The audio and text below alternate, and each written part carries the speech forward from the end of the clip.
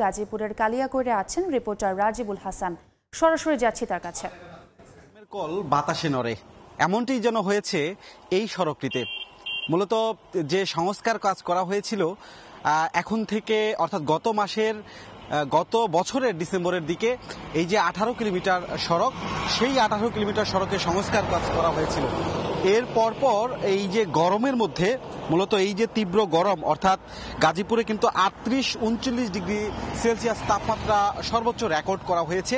এই তাপমাত্রার মধ্যেই এই মাওনা এবং কালিয়াকুর যে আঞ্চলিক সড়কটি, এটির কয়েকটি জায়গায় পিচ গলে গিয়ে একটা পরিস্থিতির সৃষ্টি হয়, যেটি নিয়ে সময় সংবাদ সচিত্র প্রতিবেদন প্রকাশ করে। এরপরেই কিন্তু নড়েচড়ে বসে সওয়াজ সড়ক ও জনপথ অধিদপ্তর। এরপর সেখানে বালি ছিটিয়ে একরকম বলা চলে ধামাচাপা দেওয়ার চেষ্টাই করা হয়েছে।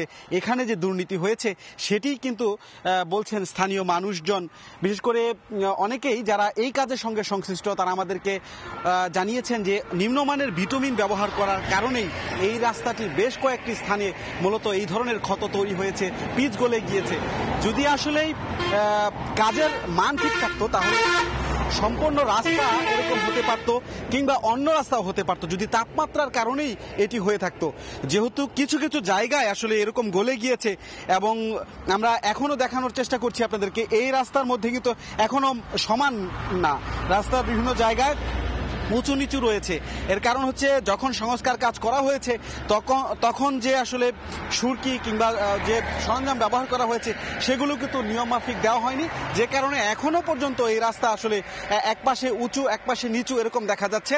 এবং কোনো কোনো স্থানে আসলে এই যে ভিটামিন গলে গিয়ে এরকম পরিস্থিতির সৃষ্টি হয়েছে, যেটি নিয়ে মানুষ বেশ কয়েকদিন পোহাতে হয়েছে, তাদের দুর্ভোগের মধ্যে দিয়ে গিয়েছে। বিশেষ করে এখানে যে সব যানবাহন চলেছে সেগুলো কিন্তু আটকা পড়েছে কোনো কোনো ক্ষেত্রে।